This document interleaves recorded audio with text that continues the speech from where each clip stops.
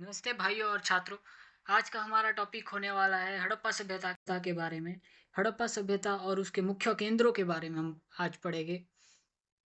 इसमें हम शुरुआत में हड़प्पा सभ्यता की खोज कैसे हुई, फिर इसके बारे में कि ये है कहाँ, इसके बारे में हमारा विषय होने वाला है। जो भी नया आया है चैनल पे वो प्लीज़ चैनल को सब्सक्राइब कर दे और बेल आइकन को प्रेस कर दे। इसके बाद हम हिस्ट्री के और चैप्टर पढ़ेंगे। The story of first cities, मतलब जो पहले के नगर थे वे कैसे थे। हमारा जो बाकी देश बोलते हैं कि हमारी सभ्यता बहुत पिछड़ी हुई है, अमेरिका ये बहुत डेवलप है, वो सारे बोलते हैं। मगर दरअसल बात यह है कि उन्होंने जो सभ्यता सीखी है, उन्होंने जो डेवलपमेंट की है, वो भी हमारी सभ्यता से की। जी हाँ, मैं बात कर रहा हूँ हमारी लगभग 3000 ईस्वी पूर्व की सभ्यता, हड़प्पा सभ्यता के बारे में। यह सभ्यता उस समय इतनी डेवलप थी कि उस समय अमेरिका जैसे देश पिछड़े हुए थे। हमारे देश ने बहुत डेवलपमेंट कर दी थी, वो तो बाद में अंग्रेज़ों ने जब शासन किया तो सब छीन लिया। शुरुआत करते हैं। हड़प्पा सभ्यता विभिन्न नाम कौन कौन से। हड़प्पा सभ्यता के विभिन्न नाम, पहली नाम दिया जाता है इसे हड़प्पा सभ्यता का, क्योंकि इस सभ्यता के सबसे पहले चिन्ह हमें हड़प्पा में मिले हैं। मतलब जो इस जब इसकी खोज हुई तो इसके सबसे पहले निशान हमें हड़प्पा में प्राप्त हुए, इसीलिए इसे हड़प्पा सभ्यता के नाम से भी जाना जाता है।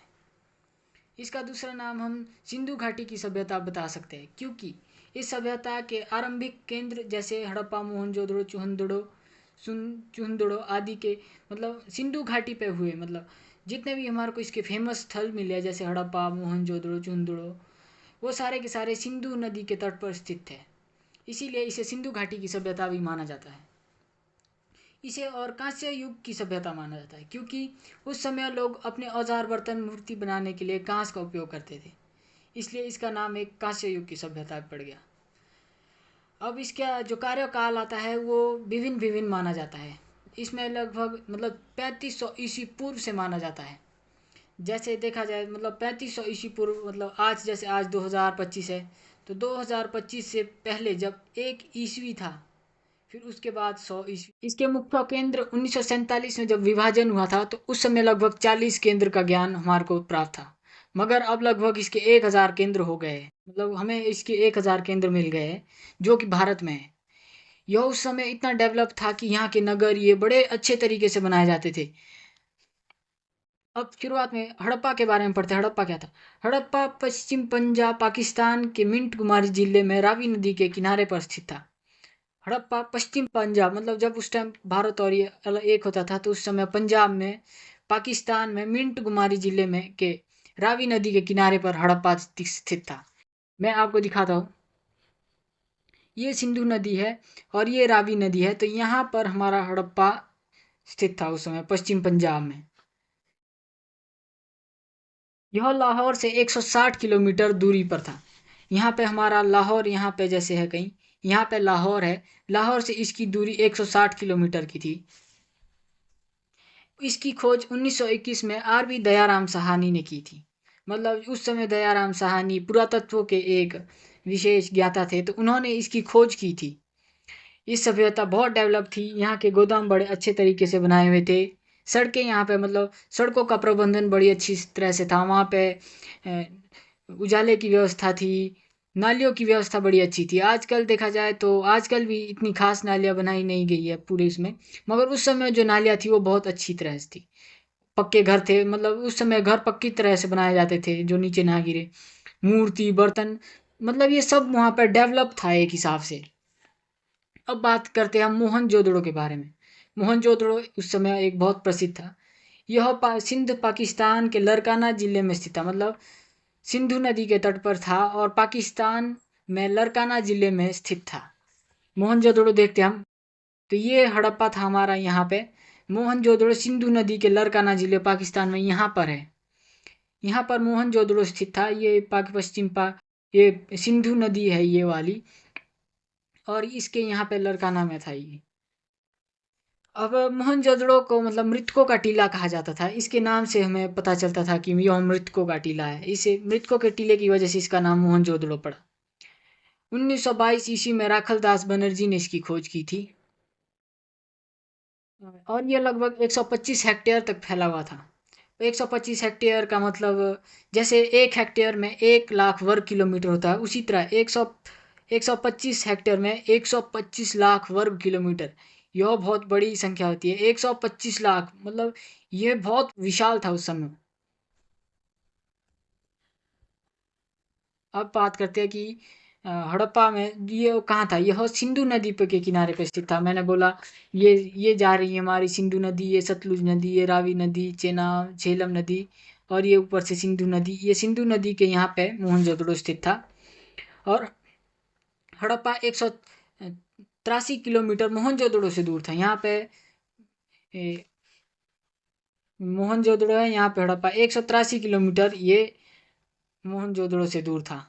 483 किलोमीटर था मोहनजोदड़ो से हड़प्पा के बीच की दूरी। मोहनजोदड़ो से हड़प्पा के बीच की दूरी 140 किलोमीटर थी। चुंदड़ो चुंदड़ो अब तीसरा महन मुख्य शहर इसका चुंदड़ो है। यह मोहनजोदड़ो से 160 किलोमीटर दूर था। चुंदड़ो यहाँ पे है, यह गुजरात के ऊपर से यहाँ पे ये चुंदड़ो, और इसकी दूरी 160 किलोमीटर यहाँ पे स्थित है चुंदड़ो, और ये मोहनजोदड़ो और इसकी दूरी 160 किलोमीटर पे है। 1933 में एन जी मजूमदार ने इसकी खोज की थी। मतलब एन जी मजूमदार ने इसको खोजा था। इसकी हमें 2 परतें मिली है, मतलब ये 2 बार उजड़ा और बसा।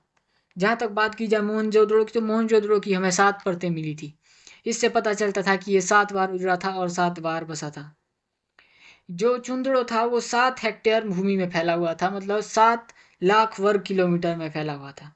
यहाँ के यह मनके बनाने के लिए बहुत विख्यात था। यहाँ पे शंख की कताई बहुत अच्छी तरह से होती थी। धातु कर्म यहाँ का बढ़िया था। मुहर यहाँ पे मुहरे निर्माण का कार्य किया जाता था। बाट बनाना यहाँ पे होता था। ये चुंदड़ों की विशेषता है। कोटला निहंखा, यह पूर्वी पंजाब मतलब भारत, जो भारत का विभाजन हो गया तो पश्चिमी पंजाब पाकिस्तान में चले गया और पूर्वी पंजाब भारत में आ गया। पूर्वी पंजाब भारत के रोपड़ जिले में स्थित है। यह रोपड़ जिला पंजाब में पड़ता है। मैं आपको दिखा रहा हूँ। यहाँ पर हमारा ये पड़ता है कोटलिहंखा। पश्चिम पाकिस्तान के भाखड़ा बांध से ऊपर व्यास नदी के नीचे नीचे पड़ता है ये। इसकी खोज 1935 में वाई डी शर्मा ने की थी। यह सतलुज नदी के तट पर स्थित था। ये हमारी सतलुज नदी है, यहाँ से ये वाली सतलुज नदी है, तो इसके तट पर ये कोटला निहंखा स्थित था। अब यहाँ के बर्तन आभूषण और जो मतलब यहाँ के बर्तन आभूषण और जो भी यहाँ का सामान था वो सारा का सारा कैसे है, हड़प्पा सभ्यता से मिलता जुलता था। इसीलिए हम इसे हड़प्पा सभ्यता के नाम से भी, हड़प्पा सभ्यता का एक मुख्य केंद्र था।